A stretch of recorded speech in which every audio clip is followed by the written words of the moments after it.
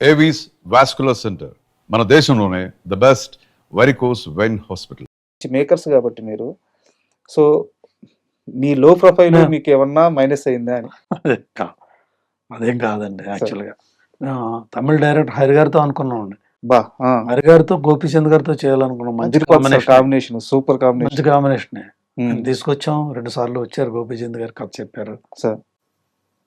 అంటే ఆయన చెప్పిన కాన్సెప్ట్ ఈయనకి నచ్చలేదు. ఓకే. అట్లా నచ్చగా అది మెటీరియలైజ్ అవ్వలేదు. కానీ లేకపోతే ఆ సినిమా మెటీరియల్ అయితే చాలా బాగుండేది. ఆ సినిమా సార్ మంచి కాంబినేషన్ అయ్యేదండి. మీరు అన్నట్టుగానే చాలా క్రేజ్ అండి. అప్పుడు కూడా జూజయ్ గారి న్యూస్లు వచ్చాయండి. సింగం హరి గారి డైరెక్షన్ లో గోపిచంద్ గారితో సినిమా రాబోతుంది, పలానా ప్రొడ్యూసర్స్ అని వచ్చేదండి. చాలా క్రేజ్ గా ఉండేది. కానీ మరి అదే మరి కథ సెట్ కాలేదు. బట్ ప్రాజెక్ట్ గా జరుగుంటే వేరే లెవెల్లో ఉండేది. ఎందుకంటే వారి డైరెక్షన్ కి ఈయన యాక్షన్ అదిరిపోయేది. అండ్ నేను క్వశ్చన్ అవుతాను స్ట్రైట్ గా, అంతే స్ట్రైట్ గా సమాధానం చెప్పండి. రాఘవ లారెన్స్ మీద భగవాను పుల్లారావు ఇద్దరు ప్రేమతో ఉన్నారా, కోపంగా ఉన్నారా? అప్పుడు చెప్పాలంటే టు బి ఫ్రాంక్ అప్పుడు కోపంగా ఉన్నామండి. అంటే మేము అనుకున్న బడ్జెట్ వేరండి. సినిమా ఏదంటే చాలా డబుల్ అయిపోయింది. అది అందుకే అడిగింది. అవును, డబుల్ అయిపోయింది. అది యాక్చువల్గా మేము అనుకున్న బడ్జెట్ అగ్రిమెంట్స్ కూడా ఉన్నాయండి. అప్పుడు పక్కా అగ్రిమెంట్స్ కూడా ఉన్నాయి. బడ్జెట్ డబుల్ అయిపోయింది అప్పుడు. యాక్చువల్గా ఇండస్ట్రీలో అంతా ఇంకెళ్ళి సినిమా చేయలేరురా బాబు, ఈ సినిమా బయట పెట్టలేరు అనుకున్నారు అందరూ కూడా. రెబల్ ప్రభాస్ గారు ఈ డేట్స్, హీరో అసలు మామూలు క్రేజ్ కాదు. ఆ విషయంలో హీరో గారు బాగా కోఆపరేట్ చేశారండి. హీరో గారు బాగా కోఆపరేట్ చేసి ఆ సినిమా రిలీజ్ అవ్వడానికి చాలా హెల్ప్ అయ్యారు. ఇప్పుడు ఆ సినిమా లారెన్స్ గారితో చేసేటప్పుడు మేము అనుకున్న బడ్జెట్ అంతా కూడా సగం సినిమా అయ్యేటప్పటికే అయిపోయిందండి బడ్జెట్ అంతా ఆ సినిమాకి. మరి ఇంకా సగం సినిమా తీయాలి, ఇంకెంత బడ్జెట్ అవుతుంది అనేది పెద్ద ప్రశ్న అండి అసలు. సరే, మరి ఈ లారెన్స్ గారు ఏ విషయంలోనూ అది కావాలి ఇది కావాలి ఎక్కడ కాంప్రమైజ్ అయ్యేవాడు కాదు. మరి దీన్ని కంప్లీట్ చెయ్యాలి. అట్లాగా సగం సినిమా అయ్యేటప్పటికి ఈ సినిమా లాసు, పెద్ద లాసు అనేది ప్రొడ్యూసర్స్గా మాకు తెలిసిపోయిందండి. అయినా సరే దాన్ని ఎక్కడా వదిలిపెట్టకుండా ఫస్ట్ డే ముహూర్తం రోజున ఎంత ఉత్సాహంగా ఉన్నామో అదే ఉత్సాహంతో కంప్లీట్ చేసి రిలీజ్ చేసామండి. లారెన్స్ పేరు మేమే చెప్పాము ప్రభాస్ గారికి. యాక్చువల్గా లారెన్స్ గారితో చేయాలని ఒక మంచి కాంబినేషన్ అవుతుంది, మంచి సినిమా అవుతుందని మేమే ప్రపోజల్ చేసి, మీరే నమ్మారు ముందు? మేమే నమ్మాడు, మేమే ప్రపోజల్ చేసి మేమే తీసుకొచ్చాం. ప్రభాస్ గారు ఫాదర్ అనేవారు, లారెన్స్తో మీరు పడలేరా, వద్దయా, ఏదైనా డైరెక్ట్ని ఆలోచించండి అనేవారు. లేదు లేదు మేము ఆయనతోనే చేస్తామన్నారు. సరే మీ ఇష్టం అన్నారు. కన్ఫర్మ్ అయినప్పుడు కూడా మాకు పార్టీ ఇచ్చారు ప్రభాస్ ఫాదర్. అరే మీరు అనుకున్న కాంబినేషనే, మీరు అనుకున్న డైరెక్టర్ని తీసుకొచ్చి చేస్తున్నారు ఆ సినిమా, గ్రేట్ అని చెప్పేసి. ఆయన అంత ట్రబుల్ ఇస్తారని చెప్పినా, మీకు బడ్జెట్ ఎక్కువ చేస్తారని చెప్పినా కూడా సినిమా ప్రాజెక్ట్ కోసం నమ్మి మీరు మంచి ప్రాజెక్ట్ చేయాలని, ఈ ప్రాజెక్ట్ నమ్మి మీరు చేస్తున్నందుకు యువర్ గ్రేట్ అని చెప్పేసి ఆయన మాకు మంచి పార్టీ కూడా ఇచ్చారు అప్పట్లో. అయితే ఈ నేను ప్రశ్న అడగడం కూడా ఓపెన్గానే అడిగాను. లారెన్స్ గారి మీద కోపంగా ఉన్నారా, కామ్గా ఉన్నారా, మనసులో ఎలాంటి ఫీలింగ్ ఉందని చెప్పేసి. సో ఇది ఓపెన్ సీక్రెట్. మీరు ఇంటర్వ్యూకి వస్తున్నారని చెప్పగానే నాకు తెలిసిన 2-3 ఇండస్ట్రీ వాళ్ళని అడిగినప్పుడు భగవాన్కి కానీ పుల్లారావుకి కానీ ఇండస్ట్రీలో ఉన్న అతిపెద్ద బ్యాడ్ ఎక్స్పీరియన్స్ రెబల్ సినిమాలో లారెన్స్ డైరెక్షనే, ఖర్చే హాఫ్ ఆఫ్ ది మూవీకి బడ్జెట్ అయిపోయిందని చెప్పి చెప్పారు అనమాట. సో అంత ప్లానింగ్ లేకుండా ఎలా జరిగింది మూవీ?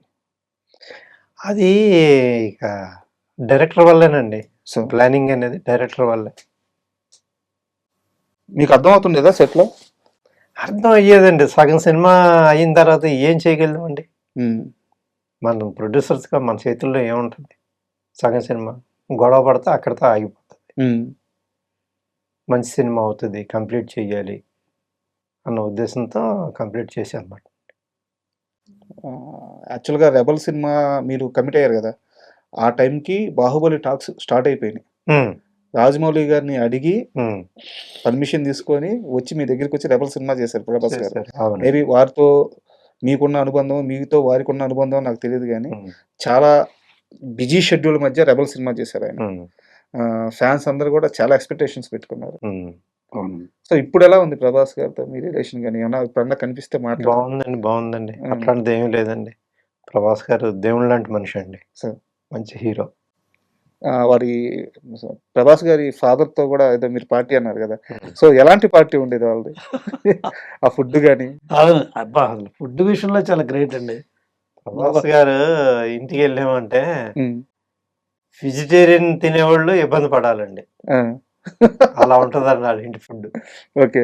అసలు ముందు మేము మాట్లాడడానికి వెళ్ళామనుకోండి, ముందు ఆ టేబుల్ మీదకి అదొక స్నాక్స్ లేకపోతే ఏదో ఒక హ్మ్.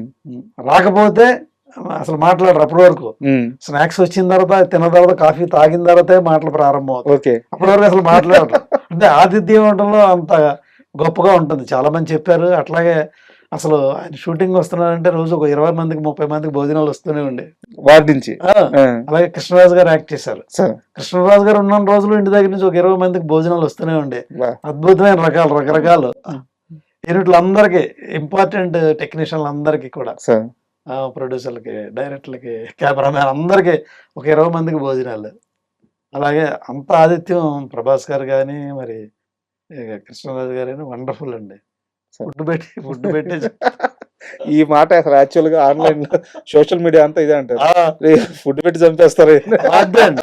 ఒకసారి మేము ఒక పార్టీ జరుగుతుంది. అరే బిర్యానీ పెట్టారు అది. హ్మ్. అరే బిర్యానీ చాలా బాగుందంటే కట్ చేస్తే ఆడ ఆ పర్సనల్ అసిస్టెంట్ పిలిచారు. అరే 2 ప్యాక్స్ ఇద్దరికి చేసి ఇంటికి పంపించి ఇమ్మీడియేట్ గా మా ఇళ్ళకి పంపించేశాడు.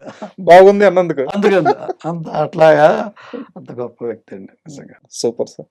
అండ్ ఈరోజు ప్రభాస్ గారిని చూస్తుంటే అంటే మీరు కలిసి పనిచేశారు. సో మీకు ఒక అనుబంధం ఉంది, ఒక ట్రావెలింగ్ ఉంది. ఈరోజు ప్రభాస్ గారు ఉన్న స్థాయిని, ఆ పాన్ ఇండియా స్టార్ అనే ఆ క్రేజ్‌ని చూస్తున్నప్పుడు ఎలా అనిపిస్తుంటది మీకు? చాలా సంతోషం, చాలా ఆనందంగా ఉంటదండి హ్మ్. హీరో గారితో.